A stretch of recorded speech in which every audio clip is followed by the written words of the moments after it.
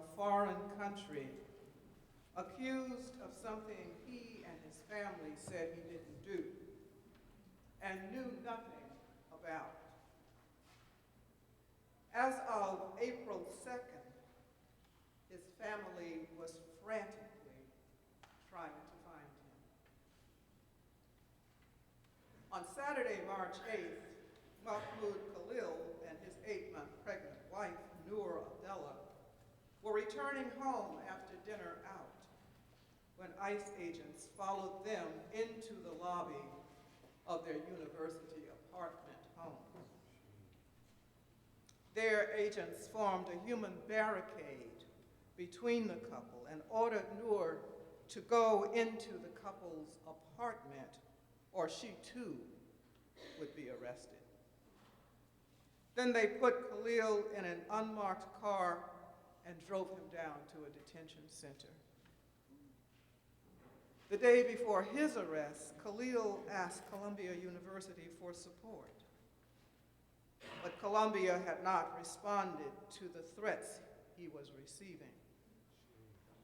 And because he received no legal protection while he was in his campus university home, he feared he would be attacked there.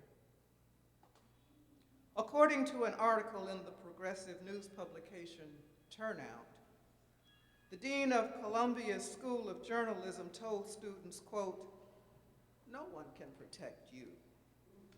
These are dangerous times," end quote.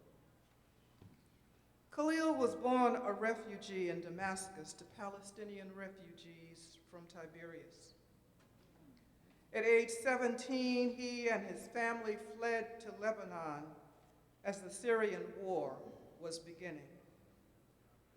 In 2022, Khalil immigrated to the United States on a student visa.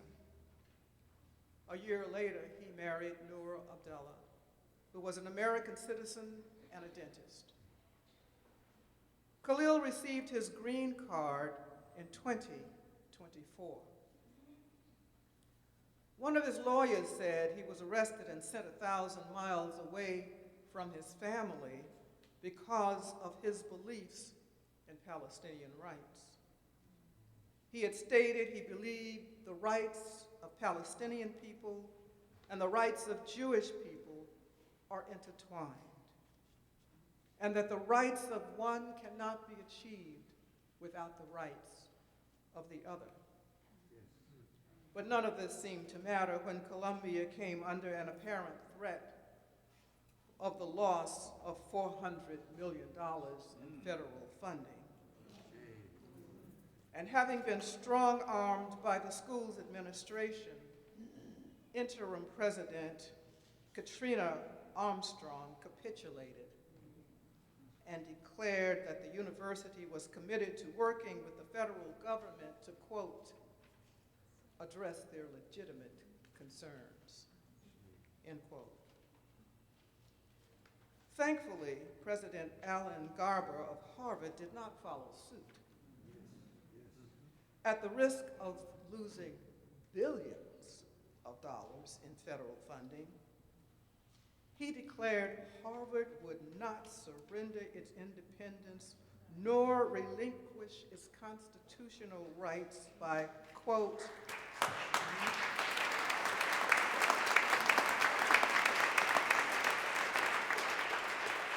by agreeing to a series of terms proposed by the Trump administration. On March 15th, Kilmer Abrego Garcia was illegally deported by the United States to El Salvador, where he was imprisoned in the maximum security terrorism confinement center known as SECOT. The president of El Salvador says he won't return Abrego Garcia to the United States, in spite of the fact that Abrego Garcia has never been criminally charged in the U.S. or El Salvador. And U.S. Justice Department officials acknowledge that he should never have been sent to El Salvador in the first place due to an immigration judge's 2019 order barring his being sent there. His wife is still calling for his release. This is about due process. Does any of this sound like 1930s Germany? Or the Red Scare and McCarthyism of the 1950s in America? If so, why aren't more of our elected officials speaking out? Well, in spite of what those officials are not doing, crowds of people are starting to stage protest demonstrations around the country anyway. As we realize that we do not want to have the same regrets as the World War II Lutheran pastor who lamented after Hitler came into power. First they came for the socialites. And I did not speak out because I was not a socialite. Then they came for the trade unions. And I did not speak out because I was not a trade unionist. Then they came for the Jews. And I did not speak out because I was not a Jew. Then they came for me. And there was no one left to speak for me. For his silence, he spent most of the rest of the war in a concentration camp in Dachau. Well, this country came for Carlos David Aguilar. Then they came for Mahmoud Khalil. Then they came for Kilmer Abrego Garcia. Then they came for the immigrants, the refugees. They came for the LGBTQ people, student protesters, and a plane load of Venezuelans. Who will speak for them? We must. Yes. We must speak for them before the officials. We must speak for them before the officials come for us. More of us must join the growing crowds here in New York, in Seattle, the gathering throngs accompanying Bernie Sanders and Alexandria Ocasio-Cortez. Ocasio-Cortez.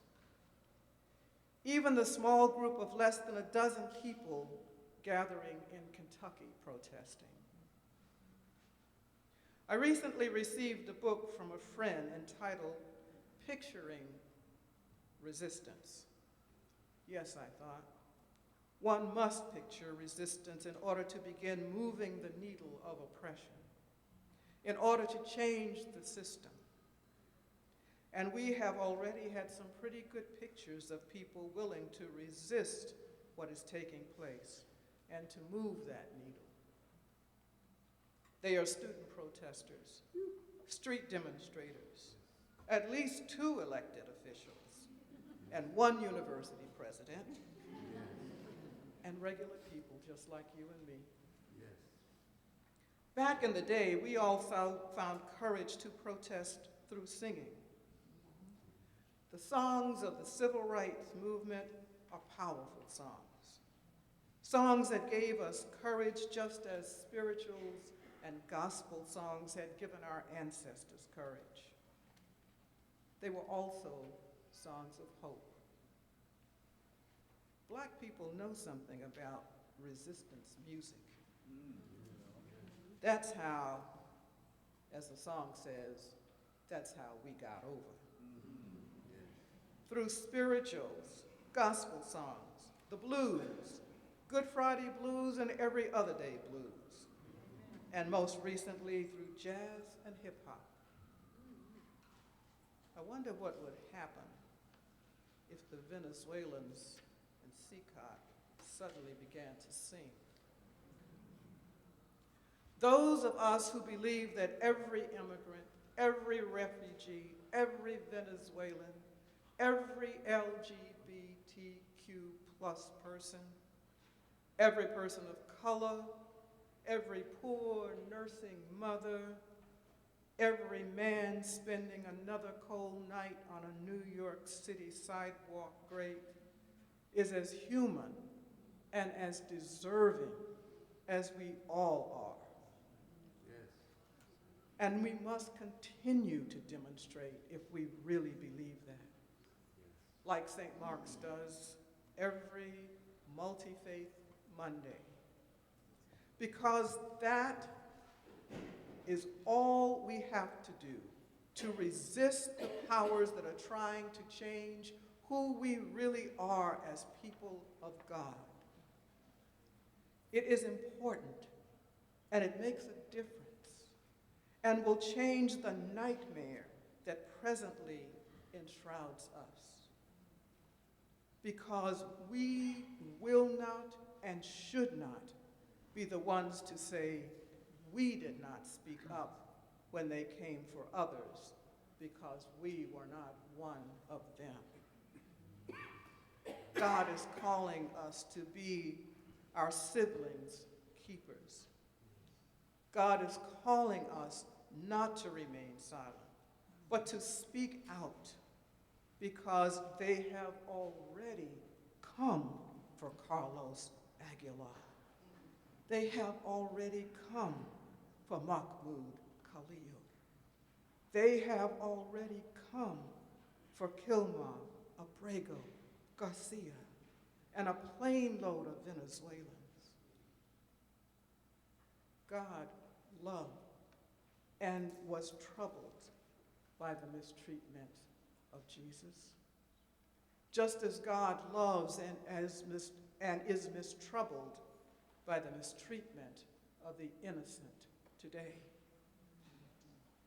That's why, as God's hands and feet and heart in this world, we must keep protesting, keep resisting, keep demanding the change we need to become the community, the beloved community God calls us to be. This is our time to speak out. This is our time to protest. This is our time to sing, our time to love. This is our time not only to picture, but to practice resistance. Yes.